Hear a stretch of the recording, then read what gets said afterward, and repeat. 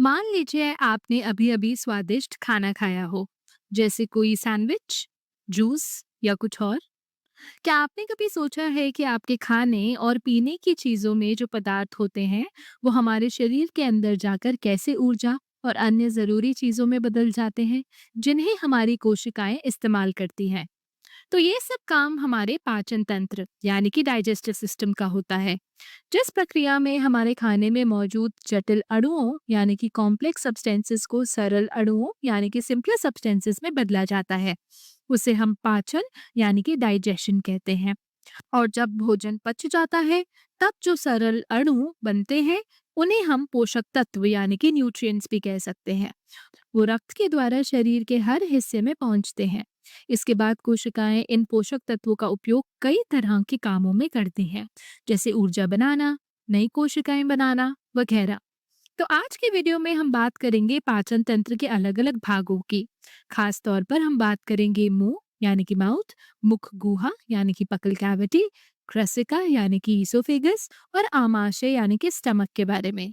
और फिर किसी और वीडियो में हम जानेंगे शुद्रांत्र यानी कि स्मॉल इंटेस्टाइन, बृहदांत्र यानी कि लार्ज इंटेस्टाइन और अंगों की सहायक ग्रंथियों जैसे यकृत, पित्ताशय और अग्नाशय के बारे में। आप पाचन तंत्र को एक लंबी नली की तरह सोच सकते हैं, जो मुंह से गुदा यानी कि एनस तक जाती है। हम जब भोजन खाते हैं तो वो इस नली से होकर गुजरता है और धीरे धीरे पूरी तरह से छोटे छोटे सरल अणुओं में टूट जाता है, जिन्हें रक्त अवशोषित करता है। और जो कुछ अपशिष्ट पदार्थ बचते हैं, उन्हें गुदा के द्वारा बाहर निकाल दिया जाता है। तो चलिए सबसे पहले जानते हैं कि मुंह में भोजन के साथ क्या होता है। मुंह, जिसे हम मुख गुहा भी कहते हैं, ये दोनों तरफ से गालों, ऊपर से तालू और नीचे से जिह्वा से घिरा होता है। हमारे मुंह में कुल 32 दांत होते हैं, जो दो पंक्तियों में होते हैं। हर पंक्ति में 16 दांत। दांतों का काम है भोजन को छोटे छोटे टुकड़ों में चबाकर तोड़ना। इसके अलावा हमारे पास होती है जिह्वा, एक मांसपेशीय संरचना जो भोजन को चबाने और मसलने में मदद करती है। जिह्वा पर स्वाद कलिकाएं यानी कि टेस्ट बड्स होते हैं, जो हमें स्वाद पहचानने में मदद करती हैं, जैसे मीठा, नमकीन, खट्टा, कसैला और कड़वा। अब सवाल ये है कि हमें भोजन को चबाना और मसलना क्यों जरूरी होता है।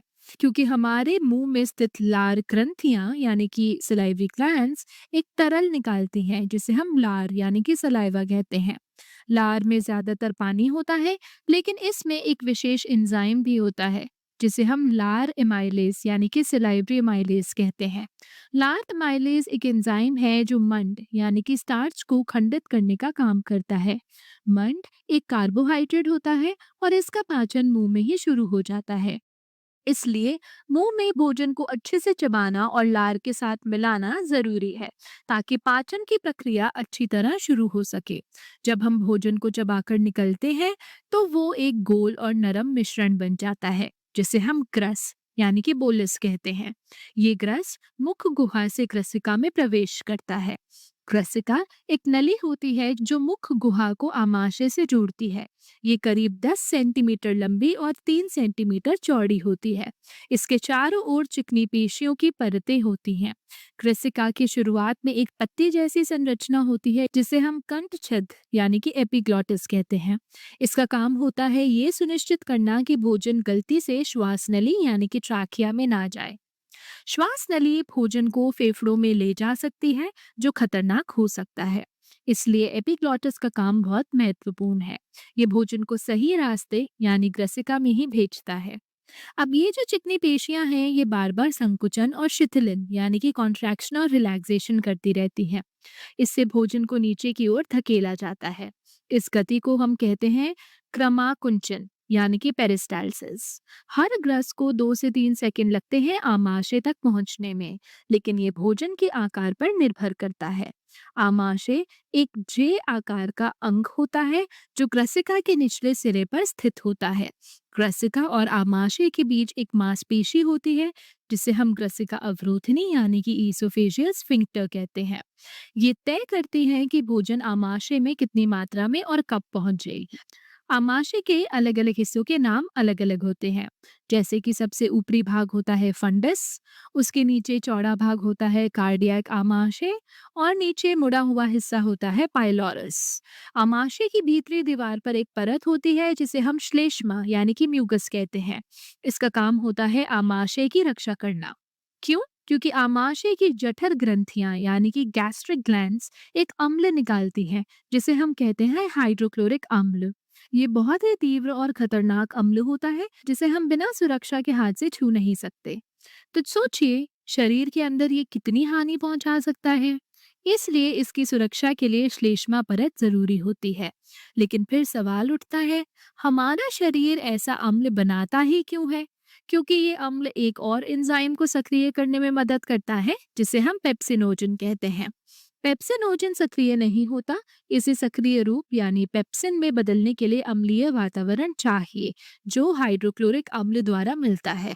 पेप्सिन एक एंजाइम है जो प्रोटीन को छोटे टुकड़ों यानी कि पेप्टोन्स में तोड़ता है। प्रोटीन का पूरा पाचन आमाशय में नहीं होता, ये आगे श्वेतांत्र में होता है। आमाशय में सिर्फ आंशिक पाचन यानी कि पार्शियल डाइजेशन होता है।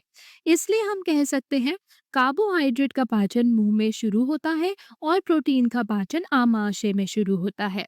इसके अलावा हाइड्रोक्लोरिक अम्ल भोजन में मौजूद कीटाणुओं और हानिकारक जीवाणुओं को भी नष्ट करता है, जिससे हमें खाद्य जनित बीमारियां यानी कि फूड बॉर्न इलनेसेस नहीं होती। आमाशय में भोजन लगभग 40 मिनट से 2 घंटे तक रहता है।